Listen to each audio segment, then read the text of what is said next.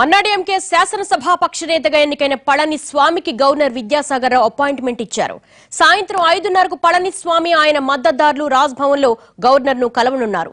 Golden బే resorts నుంచి పళనిస్వామితో పాటు ఆయనకు మద్దతిస్తున్న ఎమ్మెల్యేల్లో కొందరు రాజ్భవన్ కు బయలుదేరారు. 5:30కు చెన్నై రాజ్భవన్ లో గవర్నర్ ను కలుస్తారు. అక్రమాస్తుల కేసులో సుప్రీంకోర్టు శశికళను దోషిగా తేల్చడంతో వారసుడిగా పళనిస్వామికి అవకాశం ఇచ్చారు. గోల్డెన్ బే రిసార్టులో ఉన్న ఎమ్మెల్యేలంతా పళనిస్వామిని ఏకగ్రీవంగా ఎన్నుకున్నట్లు అన్నాడీఎంకే ప్రకటించింది. గవర్నర్ ను కలవబోతున్న పళనిస్వామి ప్రభుత్వ ఏర్పాటుకు ఆహ్వానించవలసిందిగా విజ్ఞప్తి చేయనున్నారు. ఎమ్మెల్యేల మద్దతు లేఖను కూడా గవర్నర్ కు అందిస్తారు.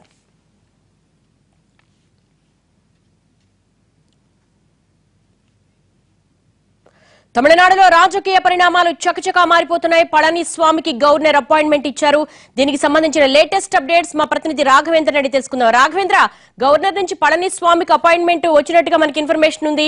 కేవలం 7గురితో మాత్రమే వెళ్తున్నారు. గవర్నర్ కొంతమంది ఎమ్మెల్యేలతోనే రమ్మనన్నారా? ఏం జరుగుతోంది అసలు?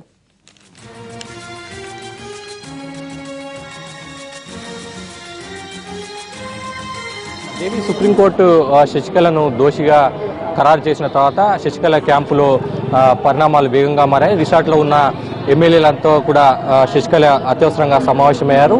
మారిన పరిణామాల నేపథ్యంలో పళనిస్వామిని ఏఐడిఎంకే శాసనసభాపక్ష నేతగా ఎన్నుకున్నారు. దీనికి సంబంధించిన సమాచారాన్ని వెంటనే రాజ్భవన్ కూడా పంపించారు. శాసనసభాపక్ష నేతకు అపాయింట్మెంట్ ఇవ్వాల్సిందిగా ఏఐడిఎంకే పార్టీ కూడా కోరిన పరిస్థితి. అయితే మధ్యాహ్నం నుంచి వారంతా కూడా అపాయింట్మెంట్ కొరకు వేచి చూస్తున్నారు. కొద్దిసేపటి క్రితమే గవర్నర్ అపాయింట్మెంట్ ఇచ్చినట్టుగా తెలుస్తుంది. 5:30 గంటలకు పళనిస్వామి గవర్నర్ విద్యాసాగర్తో భేటీ కాబోతున్నారు. ఈ భేటీలో తనకు మద్దతునిస్తున్న ఎమ్మెల్యేల సంతకాలతో కూడిన అఫిడవిట్ని కానివ్వండి, లేకపోతే పత్రాన్ని కానివ్వండి, లెటర్ కానివ్వండి గవర్నర్ విద్యాసాగర్కి ఇవ్వబోతున్నారు. ఫ్లోర్ టెస్ట్కి అవకాశం ఇవ్వాలని కూడా, ప్రభుత్వాన్ని ఏర్పాటు చేయడానికి అవకాశం ఇవ్వాలని కూడా పళనిస్వామి కోరే అవకాశం ఉంది. అయితే దీనికి సంబంధించి ముందుగా ఎమ్మెల్యేలందరినీ కూడా తీసుకుపోవాలని శశికళ వర్గం భావించింది. అయితే రాజ్భవన్ నుంచి అందుతున్న సమాచారం ప్రకారం కొంత డెలిగేషన్ మాత్రమే రావాల్సిందిగా రాజ్భవన్ కోరినట్టుగా తెలిసింది. ఈ నేపథ్యంలోనే రిసార్ట్ నుంచి 3 మంత్రుల ఎమ్మెల్యేలతో కూడిన కొద్దిమంది ఎమ్మెల్యేలతో కూడిన బృందం రాజ్భవన్ బయలుదేరినట్టుగా తెలిసింది. 5:30 గంటలకు గవర్నర్ విద్యాసాగర్ రావుతో వారంతా కూడా సమావేశం కాబోతున్నారు. గవర్నర్ వారితో భేటీ అయిన తర్వాత ఎటువంటి నిర్ణయం తీసుకుంటారో కూడా చూడాల్సి ఉంటుంది. మరోవైపు పన్నీర్సెల్వం వర్గానికి సంబంధించిన మద్దతుదారులంతా కూడా రిసార్ట్ వైపు వెళ్లే ప్రయత్నం చేశారు. ఎమ్మెల్యేలను మద్దతు కోరేందుకు ప్రయత్నం చేశారు. అయితే పోలీసులు వారందరూ కూడా అడ్డుకొని వెనక్కి పంపించిన పరిస్థితి. ఒకవేళ అక్కడ వెళ్ళినట్లయితే శాంతి భద్రత సమస్య తలెత్తే అవకాశం ఉందని కూడా పోలీసులు భావించిన నేపథ్యంలో వారందరూ కూడా వెనక్కి పంపించారు. అయితే ఇప్పటికి కూడా 9 మంది ఎమ్మెల్యేల మద్దతు మాత్రమే పన్నీర్సెల్వంకు ఉంది. అయితే రిసార్ట్లో ఉన్న ఎమ్మెల్యేలంతా కూడా తనకు మద్దతు ఇస్తారన్న ధీమాను ఎప్పటికప్పుడు పన్నీర్సెల్వం వ్యక్తం చేస్తున్నారు. అయితే ఇంతవరకు సంఖ్యాపరంగా చూస్తే ఎటువంటి పెరుగుదల ఉన్నట్టుగా కానీ ఆ క్యాంపు నుంచి పన్నీర్సెల్వం క్యాంపుకు వస్తున్న పరిస్థితి కూడా కనిపించడం లేదు. 5:30 గంటలకు మాత్రం పళనిస్వామి గవర్నర్ విద్యాసాగర్ రావుతో సమావేశం కాబోతున్నారు. తనకు ఎమ్మెల్యేల మద్దతు ఉందన్న విషయాన్ని చెబుతూ ప్రభుత్వం ఏర్పాటుకు అవకాశం ఇవ్వాల్సిందిగా కోరబోతున్నారు. దేవి, అంటే రాఘవేంద్ర, ఎలా మనం అనలైజ్ చేయొచ్చు అంటే పళనిస్వామి బల నిరూపణ చేసుకునేందుకు గవర్నర్ అవకాశం ఇవ్వబోతున్నారా? శశికళ కోర్టులో లొంగిపోతారా? ఇంకా సమయం కావాలని పిటిషన్ వేసే అవకాశం ఉందా? మొత్తం టోటల్ ఎపిసోడ్ ను చూస్తే మనం ఏ విధంగా అనలైజ్ చేయొచ్చు?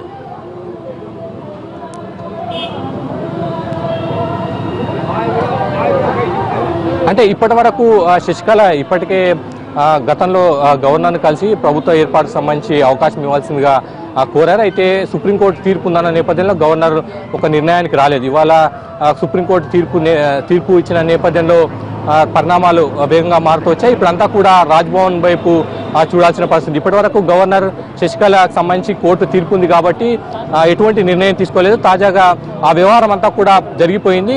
మరోవైపు పరిణామాలు కూడా మారుతున్నాయి.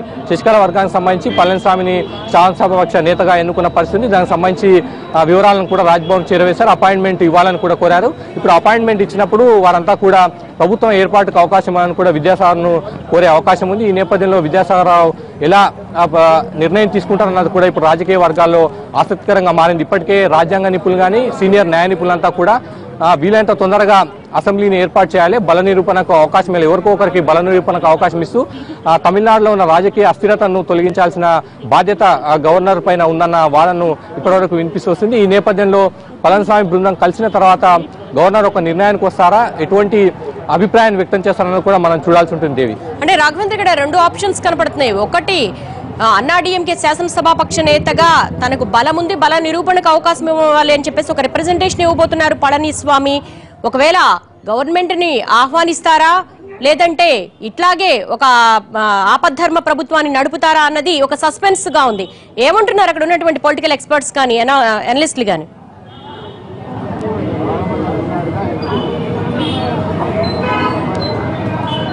అంటే ఇప్పటి వరకు ఉన్న పరిణామాలను చూస్తే మొత్తం కూడా గవర్నర్ ఎటువంటి నిర్ణయం తీసుకురాన్న సంబంధించి రాజకీయ పార్టీలో కానీ రాజకీయ వర్గాల్లో కానీ ప్రజల్లో కూడా ఒక ఆసక్తికరమైన చర్చ జరుగుతుంది. ఇప్పటివరకు శశికళ అంశానికి సంబంధించిన కోర్టు తీర్పు నేపథ్యంలో గవర్నర్ ఎటువంటి నిర్ణయాన్ని తీసుకోలేదన్న వాదన ఇప్పటివరకు వినిపించింది. అయితే కోర్టు తీర్పు వెలువడింది, పరిణామాలు కూడా మారిన నేపథ్యంలో గవర్నర్ రాజ్భవన్ వైపే అందరూ కూడా ఆసక్తిగా చూస్తున్నారు. గవర్నర్ ఇప్పుడు పళనిస్వామి ఒకవేళ అపాయింట్మెంట్ తీసుకున్నప్పుడు కలిసిన తర్వాత పళనిస్వామి ఎటువంటి వాదనను గవర్నర్ ముందు ఉంచుతారు, అదేవిధంగా ఒకవేళ తర్వాత పన్నీర్సెల్వం కూడా కలిసి మరోసారి ఎటువంటి వాదన వినిపిస్తారు, రెండు వర్గాల వాదనలు విన్న తర్వాత గవర్నర్ విద్యాసాగరరావు ఎటువంటి నిర్ణయం తీసుకోవడానికి సంబంధించి రాజకీయ వర్గాల్లో ఆసక్తికరమైన చర్చ మాత్రం జరుగుతుంది. దేవి రాఘవేంద్ర, సుప్రీం తీర్పు నేపథ్యంలో క్యూరేటివ్ పిటిషన్ వేసే అవకాశం ఎంతవరకు ఉందంటారు ప్రస్తుత పరిస్థితుల్లో?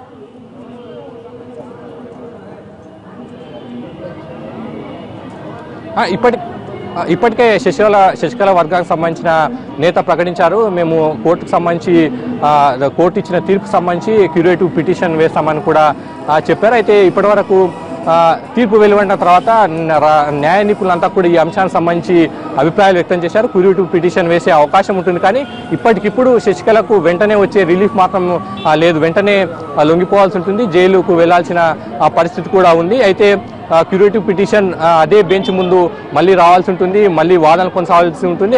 ఆ తర్వాత తీర్పు వెలువడే వరకు కూడా శశికళ జైల్లో ఉండాల్సి ఉంటుంది. అయితే ఇప్పటివరకు అయితే న్యాయ నిపుణులు చెప్తున్న దాని ప్రకారం అవకాశాలు చాలా తక్కువగా, శశికళకు రిలీఫ్ వచ్చే అవకాశాలు చాలా తక్కువగా ఉన్నాయన్న వాదన వారంతా కూడా వినిపిస్తున్నారు. దేవి రాఘవేంద్ర, 78 కిలోమీటర్లో గోల్డెన్ బే ఉంది, అక్కడి నుంచి బయలుదేరారు. ఎంతసేపట్లో రాజ్భవన్ కు చేరుకునే అవకాశం ఉంది?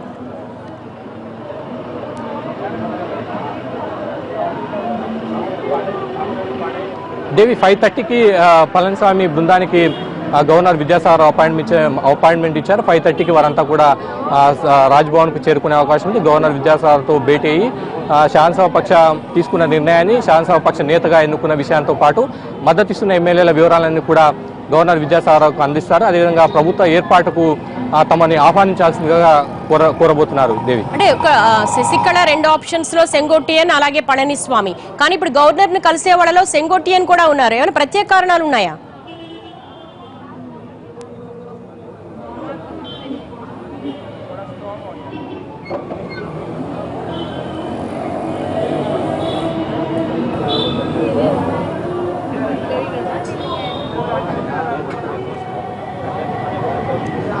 రైట్ రాఘవేంద్ర, మరిన్ని అప్డేట్స్ కోసం మళ్ళీ కాంటాక్ట్ చేస్తాం.